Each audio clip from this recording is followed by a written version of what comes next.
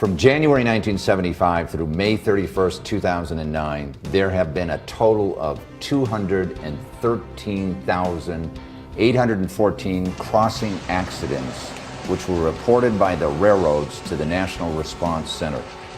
Closer examination reveals that over 20,000 people were killed in these accidents and another 79,469 people were injured. Shocking statistics were recently reported by the Federal Railroad Administration regarding railroad-related accidents and injuries. It is estimated that cars and trains collide every 12 minutes, with a total of 9,570 train incidents and accidents in the year 2009. Here are some disturbing statistics. Of the 9,570 train wrecks, 649 people were killed and 6,686 people were injured. The average train weighs 12 million pounds, so the weight ratio of a train to a car is about 4,000 to 1. This compares to the weight ratio of a car to an aluminum can. A train traveling at 50 miles per hour, pulling 100 cars, takes 1 mile to stop. So in a contest between a car and a train, the train obviously and always wins. The motorist in a train motor vehicle collision is 40 times more likely to die than in a collision between two motor vehicles. This fact is a real shocker. As of December 2009, the United States had 136,041 public at-grade railroad crossings. Of these crossings, approximately 42,301 have gates, 22,039 have flashing lights, and 1,196 have highway traffic signals, wigwags, and bells. So do the math. The remaining railroad crossings, approximately 72,000 in America today, over 50% have nothing. No warning lights, no gates, and nothing to protect drivers. Plus, to make matters even worse, not only are these 72,000 crossings unprotected, many of them are overgrown with weeds, trees, and types of vegetation, making the crossings very dangerous, like you cannot see the train a-comin'. On November 6, 1998, a Union Pacific train struck Frank Stevenson's red Nissan Pulsar as it crossed the tracks on Highway 364 in Vandale, Arkansas. As a result of the collision, Frank suffered severe injuries, has no memory of the accident, and his loving wife of many years was killed.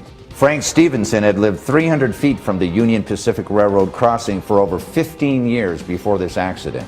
Today, the Insider exclusive goes behind the headlines in this TV exclusive, Death on the Tracks, Union Pacific's Deadly Cover-Up, to show how Robert Potroff, partner at the Potroff Law Offices, and his team of lawyers successfully uncovered, as the court wrote, a pervasive and sinister corporate policy at Union Pacific that put company profits before public safety. And the court continued, Union Pacific intentionally destroyed track records and voice tapes. Furthermore, there is evidence from which a jury would reasonably conclude that Union Pacific attempted to conceal slow orders issued for this portion of track. The biggest challenge in this case facing Bob and his lawyers was establishing how somebody could have ever been hit by a train at such a familiar railroad crossing. This challenge was compounded by an absence of witnesses to the accident, missing evidence, and federal preemption of the strongest claims against the railroad.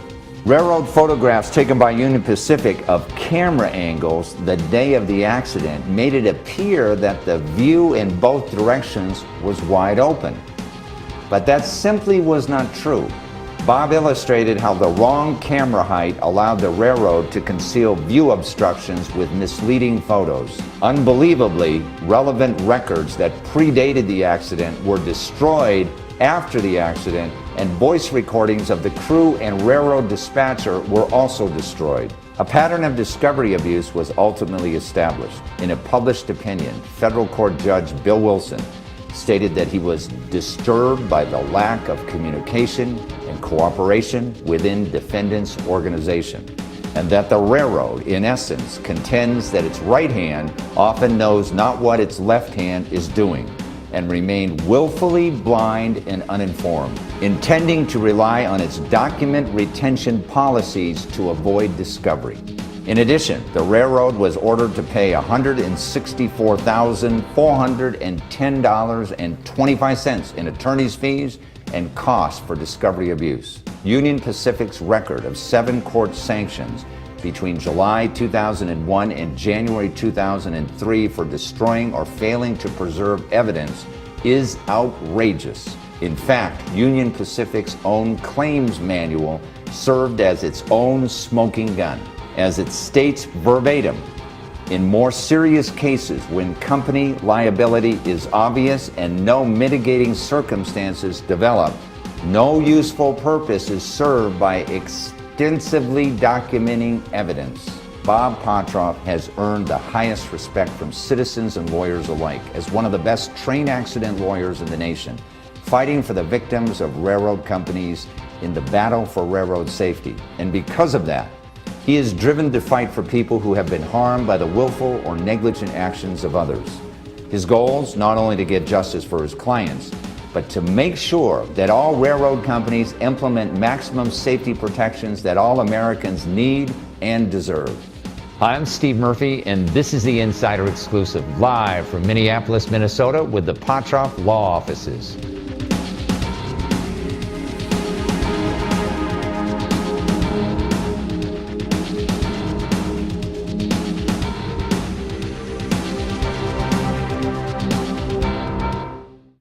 It is my great pleasure to introduce Bob Potroff and Steve Boyd to the show. Welcome, guys. How are you? Good to see you. Good. Tell us a little bit about your firm, which is based in Manhattan, Kansas. What do you primarily do?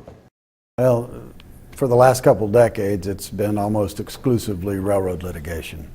We represent members of the public who, for some reason or another, have gotten sideways with the railroads, either public safety issues, property issues, but we've always represented those members of the public who have problems with the railroad industry in the public sector. And problems meaning that a lot of people end up getting killed at railroad crossings for a variety of different reasons we're going to get into in a minute. Railroads, for our viewers' knowledge, have great law firms that represent them. And generally their posture is they blame the person that got killed for whatever, correct? Corporate policy. Yeah, and your philosophy is there's a lot of railroad crossings that are not protected, that are unsafe, and you really have to look into a case to see whose fault it was, correct? Absolutely. In fact, the industry knows that they've got proven safety devices that will prevent about 95% of these accidents. Yeah. And rather than embrace the safety devices and try to maximize their use, they would rather blame the driver, blame the pedestrian, blame the public, and defend the cases. Yeah, and that's important, and the reason we're doing these shows is there are very few really good train lawyers, if you will, in the country that represent individuals. And these cases cost a lot of money to put on, don't they? And they take a long time, and the other side, as we will see in this case, or we're going to discuss the Stevenson case, really throw a lot of crap against the wall that is kind of unbelievable to the normal layman, right? These cases, if you aren't well financed and ready for a long battle, they're not for the faint of heart. Yeah. Now, Steve, you could practice any kind of law. I mean, you could represent major corporations, but you choose, and so do you, Bob, but you choose to represent the little guy. Why is that?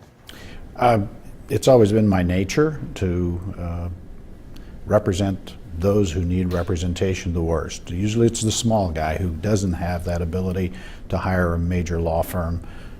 So when cases come in of this nature, I have found, working with Bob over the last 10, 15 years, that we can do a lot of good. Mm-hmm. We can not only bring compensation and restitution to those who have been wronged because of negligence by an industry, but there's a sense of self-satisfaction that we serve the human need of safety.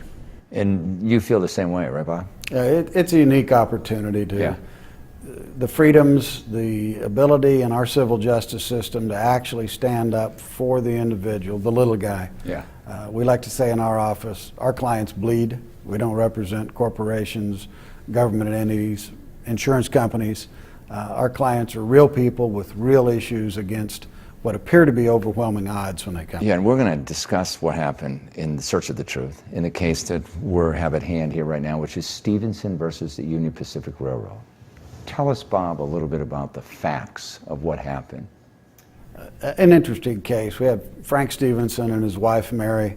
He's going to take her to town. She's has to go in for some physical therapy. The challenge of this case is that the crossing where they're hit at is right by their house. So they know it's an active railroad crossing. It's got some vegetation problems. It's got a...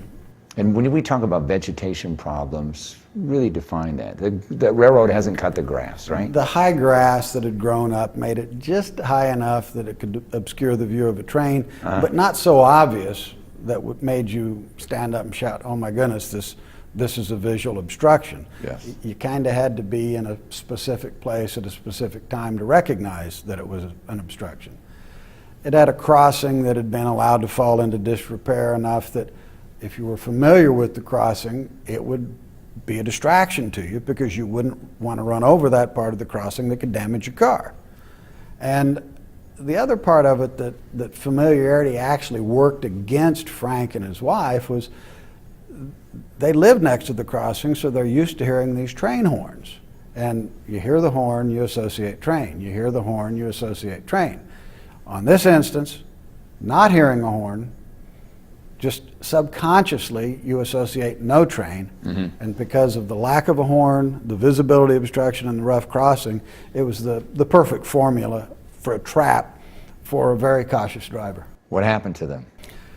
As they pulled out of their driveway, tried to make it across that crossing, it took just a few seconds for this train to come from behind the vegetation, finally sounded the horn when they were on the crossing with no escape, T-boned the side of their car, killing his wife and brain injuring Frank.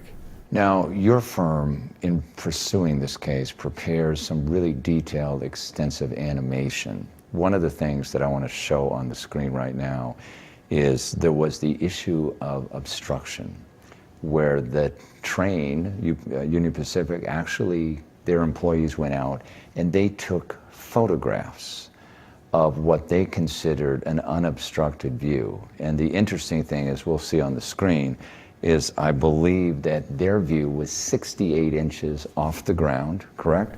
Correct. When everyone knows nobody drives a car standing up, correct? Standing to the roof of your car. So you created this comparison, which we're showing on the screen right now, where it's shown from the driver's point of view, which was 39 inches, about 30 inches less, correct? I mean, these are some of the tricks that Union Pacific tried to fool the jury with, because otherwise they wouldn't know, right? One of the things that was very satisfying about the Stevenson case is that we got, for the first time, production of the claims manual that they train their investigators with. Yeah. And actually in that manual, it suggests that if you have a visibility obstruction, you may be able to move your camera just a little bit one direction or another to avoid the obstruction, and that's where you should take the photos from. So what they did in this case is, rather than take the photos from eye height of the driver, they got up above the vegetation and took this entire sequence of photographs that made it appear you could see miles each direction. Terribly misleading. They intended to deceive. No question about it. And it's your job is to search for the truth and find out exactly. Now, in using your legal strategy, okay, what did you have to prove to the jury initially? Well, the first thing you have to prove is that Frank Stevenson, as he was driving that car, was doing exactly what they would do. You have to overcome this presumption that, oh my goodness, I would never get hit by a train. Because everybody sees a train. Because they're big, Yeah. they're loud, Yeah. they drive on the tracks, they don't swerve, they can't stop. And we had to take the position that that's exactly what Frank believed. That was his thought process. So in essence, we wanted the jury to, if you will, get in the front seat with Frank and watch how he drove. Yeah, in other words, say, why would a person who lives across from a railroad crossing, knows the dangers of driving on a track when a train's coming, why would he do this? That would be suicidal if he did it intentionally, right? Absolutely. So obviously, he didn't hear it and he didn't see it. And the real question comes down to why, right? And that is the million-dollar question. The railroads would just as soon you never got to that question because they want to go on the prejudices they've created with their public relations that we're only killing people at crossings who are risk takers, and which was nothing further than the truth with Frank Stevenson driving his wife who couldn't go over that bumpy crossing very fast because of her medical condition. Yeah, now you ended up getting a verdict of what, $2 million in this case? We did. But there was another issue, there was another award, if you will, sanctions. Tell our audience what that means and why was it awarded? We picked, I don't know why it was in the Stevenson case. We had several cases that the railroads had engaged in similar activities where they hid evidence, destroyed evidence, and we kind of drew the line in the sand in the federal court case with Judge Wilson. He was known for strong rulings and a willingness to support a litigant's right to the truth. So we started attacking very hard areas where they had been destroying evidence. The voice tapes where the train crew reported the accident. They suggested they didn't know that those were important. This judge didn't take their excuses, required him to turn over other tapes, found they were relevant, but once destroyed, that he was going to instruct the jury about that. Their track inspection records that should have shown that they knew about the problems with this crossing surface and how dangerous it was were also destroyed. Records about complaints, any number of records that were just not there for us. This judge had enough. Let me ask you this. These are cases that involve many people at Union Pacific. Do you think that the CEO and the chairman knows exactly what's going on and what some of the people within their organization are doing, destroying evidence? Do you think so? It would be hard for me to believe that this kind of information doesn't go to the top. Now, in the case, one of these cases, Bob actually interviewed the guy who was in charge of preservation of the data event recorder and the voice tapes. Right. And that director of information, Bob asked him, did you follow Judge Wilson's order to preserve these documents so they're available for court? And he said, well, no, I don't think we've done that yet. And Bob said, but you're the director. How come it hasn't been done? He said, well, that has to be made up above my pay grade. So it's hard for me to believe that they don't know that there's a deliberate attempt to. Yeah, and by the way, you brought up earlier that they had a claims manual, which we're showing right now. It says even in the most serious cases, when company liability is obvious and no mitigating circumstances develop, no useful purpose is served by extensively documenting evidence. There couldn't be a much more clear indication of what the corporate line is. The tragedy is, in minor accidents or near misses, there's a potential for learning experiences that we know this is a dangerous condition. Fortunately, no one got killed. Let's document it, let's fix it, let's learn. That's what system safety is all about. And instead of trying to protect the public and their own employees, the election is don't document it, let's ignore it, let's pretend like it didn't happen. And let's just disregard what a judge orders her to do, right? That's correct. And not just one judge. When we're talking about corporate knowledge, it'd be different if California and Arkansas and Arizona and Minnesota were different. this railroad has tracks all over the western United States, and I've found consistently throughout the United States the same issues with missing evidence, key evidence in investigations controlled by the railroad. Corporate policy. There's 136,000 railroad crossings in the United States, and over half of them are unprotected, have no gates, have no signals, nothing. There's, I think, 9,000 accidents rather, that happen every single year, and thousands of people die. This is an ongoing problem. If you win one case, they continue the same conduct some other place. If a person has a railroad accident, do they need a lawyer to pursue their case? There's no question. If there's going to be a case that is worth pursuing, you're going to need a lawyer that is well versed in railroad law and willing to put up with a very long, drawn-out fight. I want to thank both of you for sharing this on the program. I know America is really going to pay attention to railroad crossings, and thank you very much for being on the program. Thank you, sir. Appreciate it. Thanks for joining us. You can get more information about our guest and the issues at insiderexclusive.com.